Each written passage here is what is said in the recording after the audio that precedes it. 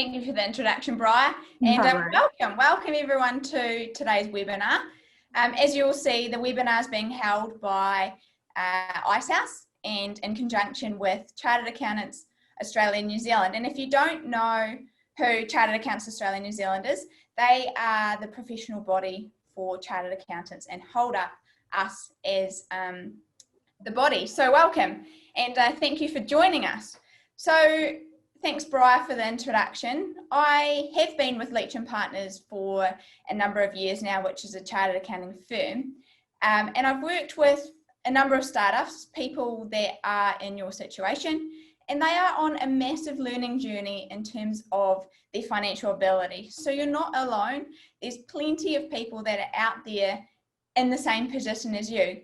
And it is really rewarding being part of startups' journey in terms of their financial abilities and them actually learning the financial literacy that is required to run a business. And it's actually really good to see the gains that people make in this area. I appreciate that when you are first presented with your financial statements, it can be really daunting. And what I want to do for you today is try and break down some of the key concepts to better understand your financial statements. And at the end of the presentation or throughout the presentation, please send Bright any questions that you might have and we can go over these. And I've also put my contact details at the end of the webinar for you to go and contact me if you have any specific questions.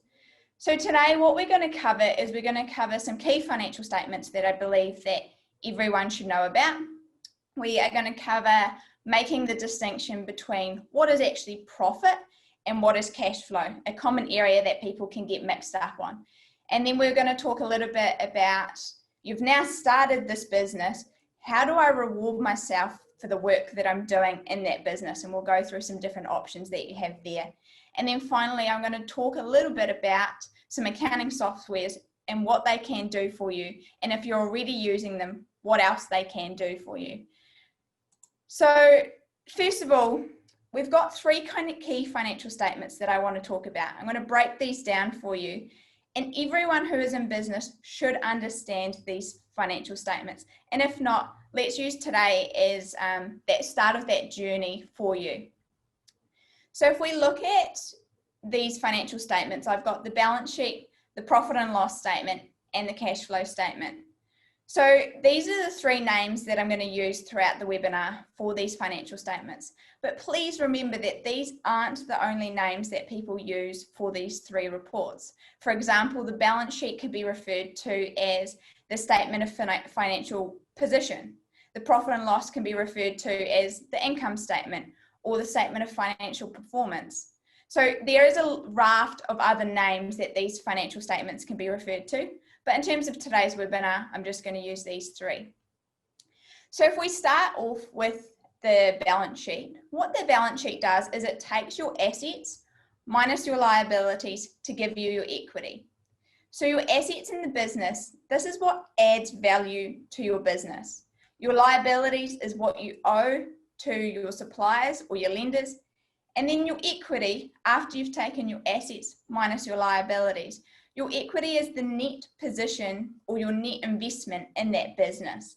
And that is quite important as a startup to know what that is and how that actually affects any future lending that you might want to get or what that prescribes to any investors who might be looking to invest in your business. So your balance sheet, your assets minus your liabilities to give you your equity. You have your profit or loss statement. So your profit and loss statement looks at all of your sources of profit or loss for the business.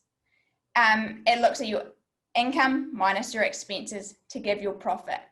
One thing I wanted to point out, which is really important between the balance sheet and the profit or loss statement, is that when you actually look at a balance sheet, it will say something at the top along the lines of as at 31 March 2020.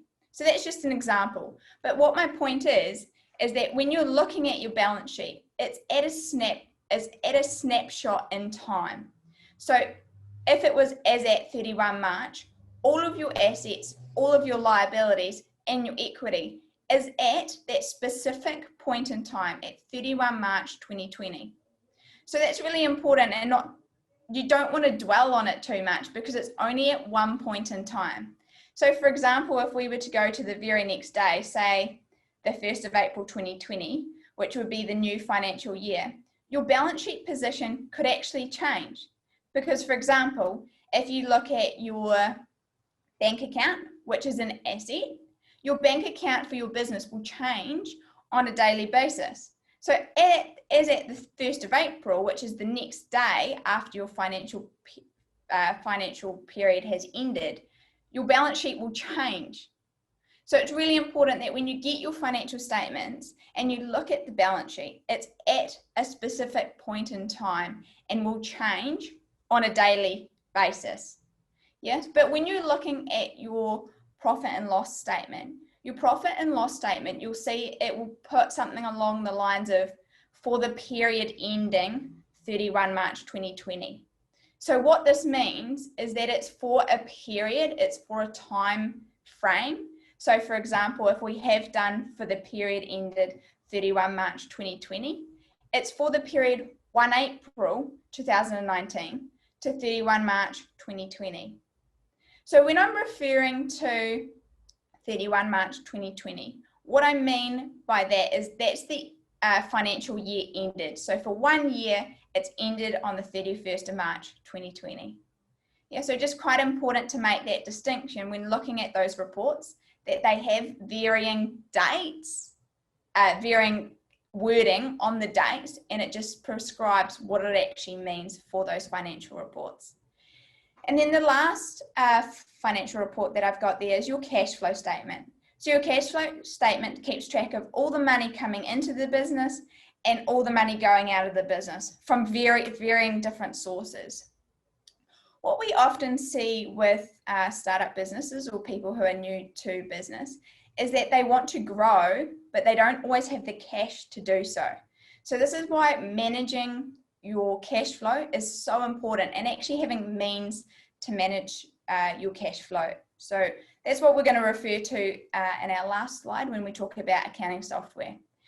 But in terms of your key financial statements, these are such an important tool, especially if you are looking for investors or if you're looking to get some lending. The banks or your investors will require these financial reports. So it's just important we understand how they work and what they mean. They also cover off areas that you may see room for improvement, see if you're achieving your goals, and all those sorts of things. So if we now move on to the next slide, what I want to really focus on here is making the distinction between a profit or a loss and your cash flow. So for a lot of individuals, this is quite a hard concept to get your head around, because people think if they've been presented with a profit, they should have heaps of cash. I've made a profit, I should have the cash in my bank account. But this isn't always true. Profit doesn't equal cash. And the reason why that is because there's a number of things in each of the reports that don't actually flow between the two. So if we look at the profit and loss statement, if you are a business that operates on credit terms, so what I mean by this is if you were to make some purchases for your business and you didn't pay for them right there and then, and they sent you an invoice in the post and you paid them, for example, 20th of the following month, those expenses that you have incurred will be recorded in your profit and loss, but won't be in your cash flow, because you've incurred the expense, but the cash is not flowing out until the next month. The other option is if you allow your customers to operate on credit. So if you allow them to purchase goods from you or you provide services and they don't pay for them at that point in time, then they also will pay you at a later date. So in your profit and loss statement, you'll have income recorded, but in your cash flow statement, you won't have a cash inflow. So you can see how your debtors and creditors, so your debtors refers to customers that you've provided credit to, and your creditors is who you owe money to because you've made purchases on credit. So those can make a distinction between your profit and your cash. So at the end of the financial year, if you've got debtors and creditors in your profit and loss, so your income and your expenses, which haven't been received or haven't been paid, this won't be reflected in your cash flow statement. Another couple of items that affect your profit and loss and not your cash flow statement is depreciation and shareholder salaries. So if you haven't heard of depreciation, depreciation is a book transaction, so no change of cash, and it's an expense which is incurred from the decrease in the value of your fixed assets. So if you purchase fixed assets, you're allowed a depreciation expense claim for the decrease in its value. The decrease in its value is prescribed by the IRD, but so your accountant will do that for you. But just to understand that you do get a deduction for that decrease in your asset value throughout the year, but that is not a cash expense. You don't physically pay depreciation, rather it's a book transaction, but it reduces your profit. So again, you can see there, it reduces your profit, but it's not a cash outflow. And shareholder salaries, which we will cover in detail a little bit more later, is where your accountant allocates you a portion of the profit in a company. But again, this is a non-cash transaction. It's a book value, it's a book transaction, but will decrease your profit by the shareholder salary. But again, it isn't a cash outflow for the business. So that's some distinctions that are made on the profit and loss side. When we look at the cash flow side, there's quite a few number of other things that will affect your cash flow, but won't affect your profit and loss. So this is such things as if you have a business bank account and you withdraw cash from the business bank account to pay for personal expenses, this will result in your cash outflows increasing, but it won't affect your profit because the money you've taken out of the business isn't for business expenses, it's for personal. So when you make drawings from the business, it affects your cash flow, but not your profit. Another two that are in a little bit more detail is when you if you have a loan, so let's say you got a loan to start up your business, if you make repayments on that, the amount that you're repaying will often contain what's called principal and interest. So the principal portion is the amount of the loan that's actually decreasing, and the interest portion is the interest that you're charged on having that loan. So when you make the interest payment, that is a deductible expense. So that will be a cash outflow and reduce your profit. But the principal repayment it reduces your cash flow, but it's not an expense. Rather, it's a liability on your balance sheet. So it reduces your liability. So you can see there when you make a principal loan repayment, it affects your cash flow, it's decreasing it, but it doesn't affect your profit and loss. And then finally, if you make asset purchases during the year, this will reduce your cash flow because obviously you're making a purchase, but it won't affect your profit and loss because it's not an expense for the business. Rather, it's an asset, and so therefore it would be recorded on the balance sheet.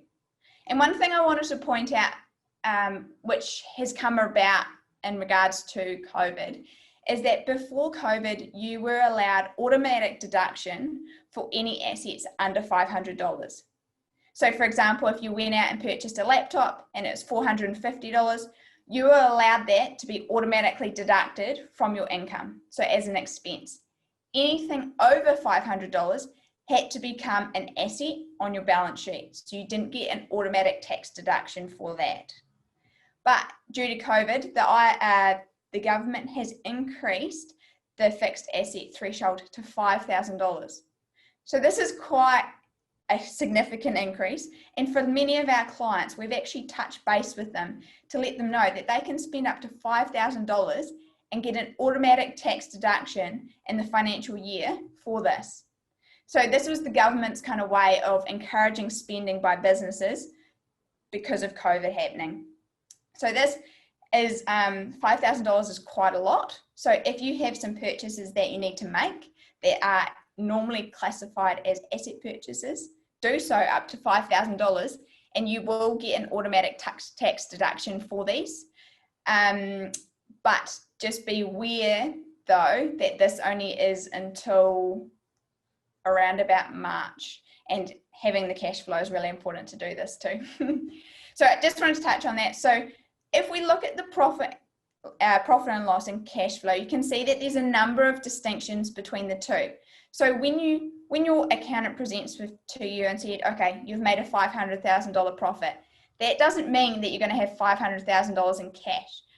Because of these things that we've talked about, there's a distinction between the two. Perfect. So what I wanted to now look at is that you've started a new business and you're a bit unsure on how you're actually going to pay yourself from that business. So there's a number of options out there, and this can cause a lot of confusion for clients, and you'll see why when we start working through them. One thing I wanted to point out is that there is no right or wrong answer on how you reward yourself. Rather, it depends on the business that you're in, the industry that you're in, and also depends on the owners in that business on how you structure who's paid what and how. But when deciding on each of the options that you're going to use to pay yourself out of your business, there's a couple of important things that I want you to consider. So they are, what is the tax implications of each of these? What is the ACC? So ACC is it's called Accident Compensation Corporation. So that you have to pay this to get cover for if you have a work or non-work related injury. And then also, what is the impact on these three options on your cash flow?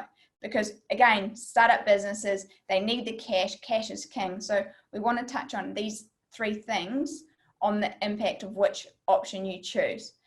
So if we look at PAYE salary or wage, this is a pay as you earn salary or wage.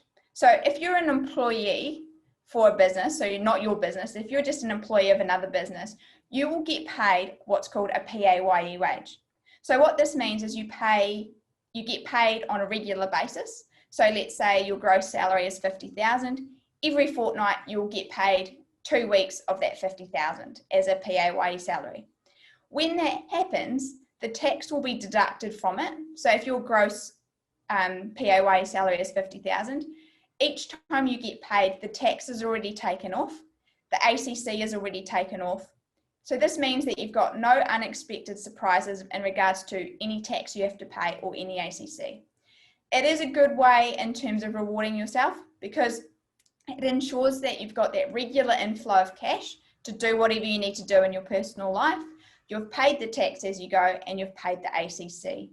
So no unexpected surprises, it's done as you go and you have that regular inflow of cash. It's also a deductible expense for your business, so it will reduce your profit.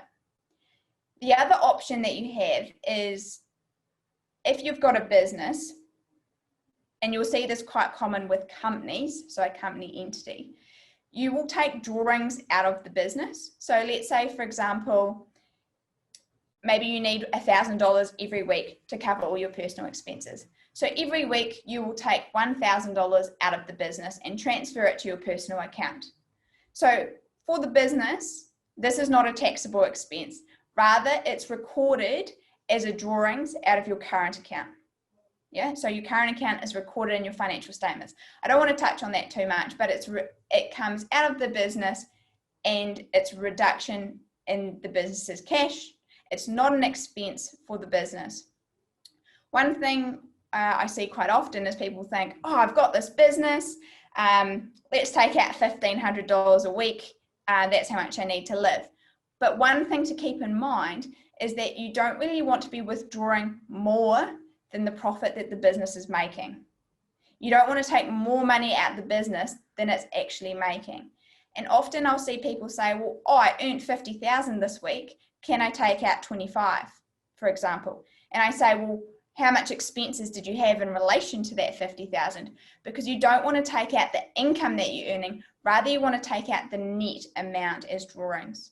I mean, you still have to live, so you take out what you need, but I'm just getting you to consider the impact of taking out more than the business is actually earning. And if you're running a company, this can have a few other implications if you're taking out more than the business is actually earning. So key points there is that it's not a taxable expense, rather it's a withdrawal from the company and is recorded in your current account in your business as an owner. The third one there, which is really only applicable to companies, is if you are a shareholder in a company, your accountant might say, well, you haven't earned a PAYE wage throughout the year. You've taken quite a lot of drawings out of the business. So what we need to do is we need to allocate you as an owner, as a shareholder, shareholder salary. So this, again, is paid at the end of the year when they're preparing your financial statements.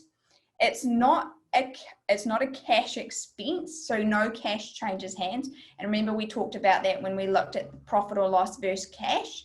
So it's non-cash, and what it's used to do, it's used to allocate the profits in your company and then also counteract any drawings that you've taken out.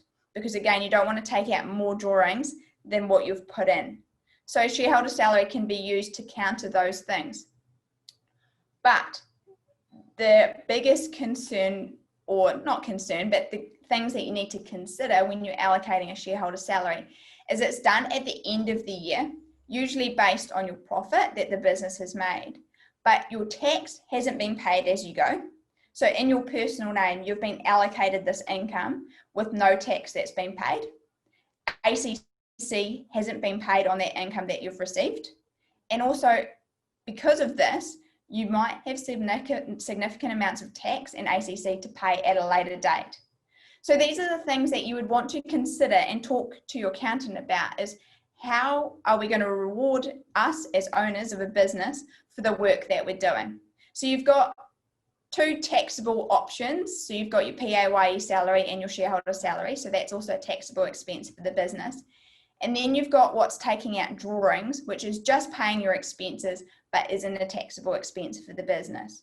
So, I mean, you've got these varying options. And again, I just want you to consider when thinking of what option might be best is the tax implications, the ACC implications, and then also the cash flow effect on the business. So 3 things. Cool. So if we move on to how this all links in with working with your accounting software. So I'm really passionate about helping businesses utilize the accounting software that they have, because this, as a startup, your primary focus is not to be bogged down with doing book work, right? You can probably all agree with me. What you want to be doing is you want to be focusing on the business, driving sales, growing your business, and that sort of thing. So one of my biggest pieces of advice is get a software that's going to make your life so much easier.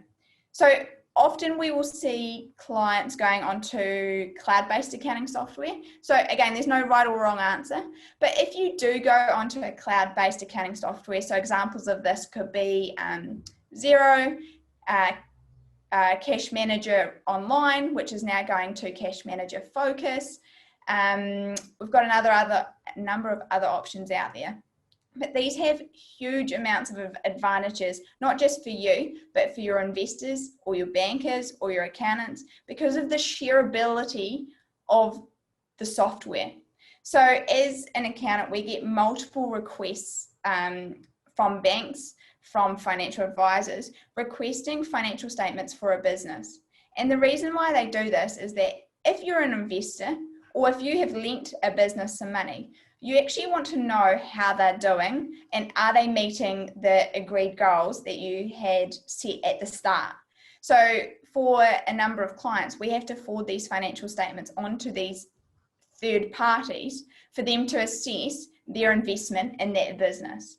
And so as a startup, we are seeing this information being requested on a more regular basis. So not just at the end of the year, but maybe they are requiring management accounts. So they're wanting to see how the business is going every 3 months or every 6 months. So as a startup, if you're on a cloud-based accounting software, you are able to provide them with the profit and loss, the balance sheet, and the cash flow statement whenever and wherever. You might not even have to provide them. They can log in and access that information from their own device anywhere, anytime. So on, for example, Xero, you can have different user rights. So different people can have different rights. And so you might say, well, for my bank, I want them to have read only. So they can go into your Xero file and actually just look at how you're going, what's your cash flow like, are we in a good position in terms of profit, do we have enough money to pay tax? They can do this wherever, whenever. So you can see the transparency that's created there between your business and your external stakeholders.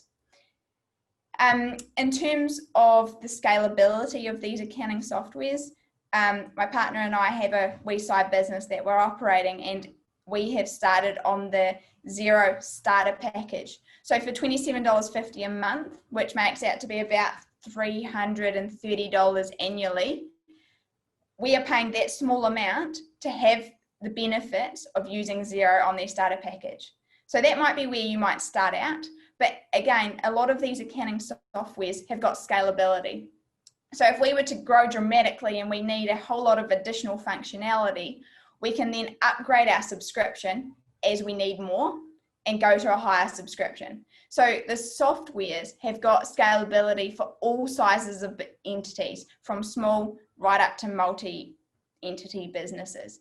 So you can see there that you don't have to start on something small to then move to something bigger. You can increase it within that one accounting software package.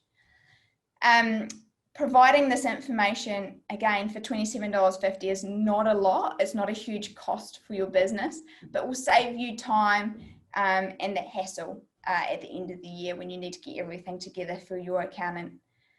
So that's all I have, a quick financial talk for you today. Does anyone have any questions whatsoever? Or otherwise I'll hand you back to Briar. Awesome. That was so great. Thank you. That was awesome. I can't see any questions through here, but I've got a couple of my own. Yeah, I was listening in, and it was very cool to hear, and just sort of back to the basics. I think sometimes people overcomplicate it a bit, but it was really nice to just hear the basics of what a business owner needs to know and needs to focus on. You mentioned something under asset purchases, that change in amount because of COVID. Are there any other changes, off the top of your head, there might not be, but are there any other changes that have sort of come to light through COVID, that has affected how you guys work or what you tell your clients? Yeah, definitely. If you were a startup or any kind of business when COVID hit, you obviously would have maybe been entitled to a wage subsidy. So that's now ended, but that was an option for for most of our clients, a wage subsidy for that 3 or 4 weeks that a lot of people couldn't work for non-essential workers.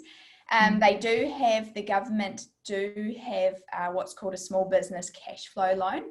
And there's quite a lot surrounding these things. So it's not very black and white. So if you are considering, if you have been significantly affected by COVID, you can apply for a loan from the government.